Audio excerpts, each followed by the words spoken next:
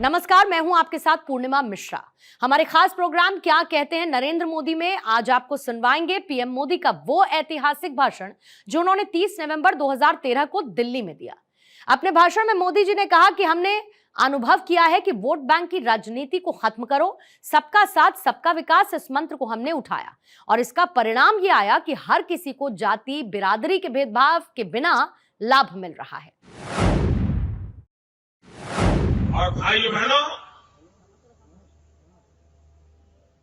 दिल्ली में कितनी सरकारें हैं, बड़े बड़े दिग्गज नेता हैं और इनके नाक के नीचे दिल्ली की इतनी दुर्दशा हो रही है। भाइयों बहनों, निर्भया की घटना वो भले दिल्ली में घटी हो लेकिन पूरे हिंदुस्तान के दिल को तोड़ दिया।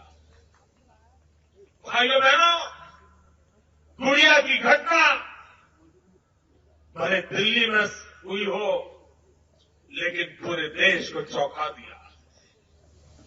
भाइयों बहनों, अगर हमारे देश की राजधानी में एक महिला मुख्यमंत्री हो, एक महिला देश की सरकार को हिलाती हो, डुलाती हो और उसी दिल्ली में माताओं बहनों की जिंदगी सलामत न हो। भाइयों बहनों, इससे पूरे विश्व में हमारे देश की इज्जत मिट्टी में मिल जाती है। भारत के टूरिज्म को गंभीर प्रकार का नुकसान हुआ है। क्यों? दिल्ली में माताओं बहनों पर जो घटनाएं घटती हैं उसके कारण। कॉमनवेल्थ गेम के कारण विश्व में दिल्ली का तो नाम ऊंचा होता, पूरा देश का होना था। इन्होंने डुबो दिया। आज दुनिया का कोई देश दिल्ली के प्रति गौरव की तरह देखता नहीं। स्थिति किसने पैदा की? मैं आपसे पूछना चाहता हूं भाइयों बहनों, पिछले 60 साल के शासन के कारण जो जिंदगी आपको गुजारनी पड़ी, क्या आप अपने संतानों को भी ऐसी ही जिंदगी जीने के लिए मजबूर करना चाहते हो? मुझे पूरी ताकत से जवाब दो। क्या आपके बच्चे भी ऐसे ही जिंदगी जिए? क्या आप अपने बच्चों का भविष्य अच्छा चाहते हो? क्या आप चाहते हो कि अपने बच्चों को शिक्षा मिले? क्या आप चाहते हो कि अपने बच्चों को नौजवान होने पर अच्छा रोजगार मिले? आप चाहते हो गरीब मां बाप को दवाई मिले? आप चाहते हैं बच्चों को 2 टाइम पूरा भोजन खाना मिले? भाइयों बहनों, ये छोटे छोटे सपने 60 साल से 3 पीढ़ियां बीत गई लेकिन पूरे नहीं हुए हैं। भाइयों बहनों, और उसका मूल कारण है कांग्रेस पार्टी की वोट बैंक की राजनीति। जब तक इस देश से हम वोट बैंक की राजनीति को खत्म नहीं करेंगे, यह देश कभी भी ऊपर नहीं उठ पाएगा। देश को जरूरत है विकास की राजनीति की। देश को जरूरत है देश की तस्वीर और तकदीर बदलने की। कुछ लोगों को जब हम कहते हैं कि वोट बैंक की राजनीति ने देश को बर्बाद किया है, तो वो समझते हैं कि हम कोई मुसलमान के वोट की बात कर रहे हैं। मैं आज ये रामलीला होने वाला ग्राउंड है जहां सत्य और ईमान का मंचन होता है, उस जगह से बोल रहा हूं और इसलिए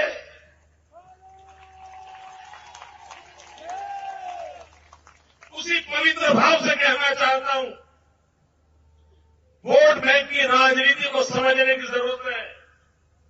वोट बैंक की राजनीति ये हिंदू मुसलमान का मसला नहीं है। देश की दुर्दशा करने का वो सबसे बड़ा कारण बन गया है। कैसे? मैं बताता हूं। औसत हमारे देश में क्या होता है? 60%, कभी 65%, कभी 70% वोटिंग होता है। ठीक है, इतना ही होता है ना। उसमें 10-15% कौन खा जाते हैं? इधर उधर के जो खड़े हो जाते हैं, जैसे यहां की एक तीसरी दुकान खुली हुई है, तो 5%, 10%, 15% ये लोग खा जाते हैं।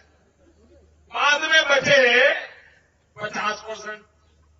दो मुख्य दल जो होते हैं, दो मुख्य प्रतिस्पर्धी होते हैं, उनके बीच में 50% वोट की बंटवारा होता है। जिसको 26% मिल जाता है वो जीत जाता है।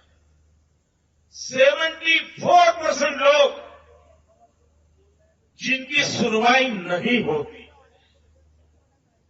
और इसलिए ये चतुर राजनेता क्या करते हैं? वे तड़जोड़ की राजनीति करते हैं, हिसाब लगाते हैं कि ये 240 को पकड़ लो, अपना 26% हो जाएगा। ये 2 मोहल्ले पकड़ लो, अपना 26% हो जाएगा। ये 2 वार्ड पकड़ लो, अपना 26% हो जाएगा। ये 2 बिरादरी पकड़ लो, अपना 26% हो जाएगा। ये 2 धार्मिक लोगों को जोड़ लो, अपना 26% हो जाएगा। और इसलिए वे इस फिराक में रहते हैं कि मुझे चुनाव जीतना है तो सिर्फ 26% की ही चिंता करनी है, बाकी 70-75% की मुझे परवाह करने की जरूरत नहीं है। तो रोड भी बनवाएगा तो कहां बनेगा? उन 26% वालों के लिए। नौकरी दिलवाएगा तो कहां दिलवाएगा? उन 26% वालों के लिए। बिजली का खंभा डालेगा, कहां डालेगा? उन 26% के लिए। नलका डालेगा तो कहां डालेगा? 26% के लिए। 74% पूरी तरह विकास की यात्रा से वंचित हो जाते हैं। और इसलिए भाइयों बहनों, गुजरात में हमने अनुभव किया है कि वोट बैंक की राजनीति को खत्म करो। सबका साथ, सबका विकास, इस मंत्र को हमने उठाया है और उसका परिणाम आया है। हर किसी को जात पात बिरादरी के बिना फायदा मिल रहा है। भाइयों बहनों, मैं तो ऐसे परिवार से पैदा हुआ हूं, कोई कल्पना नहीं कर सकता कि मैं यहां हो सकता हूं। इतना सामान्य परिवार से, और न मेरी कोई जाति बिरादरी भी नहीं है, लेकिन मन में ठान के रखी कि गरीब का भला करना है, स्थितियों बदलने के लिए प्रयास करना है। और आज भाइयों बहनों, हिंदुस्तान के किसी भी कोने में जाइए, विकास की जब चर्चा होती है तो गुजरात का नाम लेना पड़ता है। और ये मजा देखिए, जिसको गुजरात की पसंद नहीं है, गुजरात जिनको गुजरात अच्छा नहीं लगता है, वो क्या करते हैं? और गुजरात जिनको अच्छा लगता है वो क्या कहते हैं? जिनको अच्छा लगता है वो ही कहता है कि हम भी गुजरात जैसा करेंगे। कहते हैं कि नहीं कहते? और जिनको अच्छा नहीं लगता वो क्या कहते मालूम है? वो कहेंगे देखिए उस विषय में हम गुजरात से भी आगे हैं। मतलब विकास का मानदंड बन गया है गुजरात।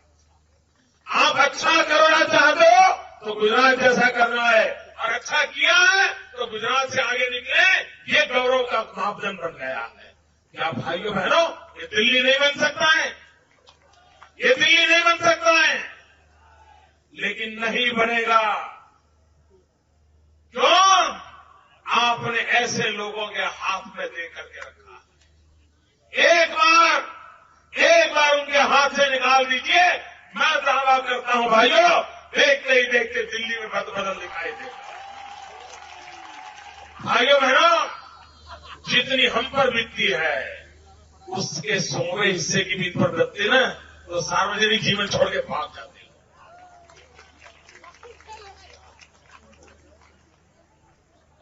सत्य और ईमान से जनता की सेवा करने के प्रण लेकर के जब निकलते हैं तब गांव झेलने की भी ताकत आती है दोस्त।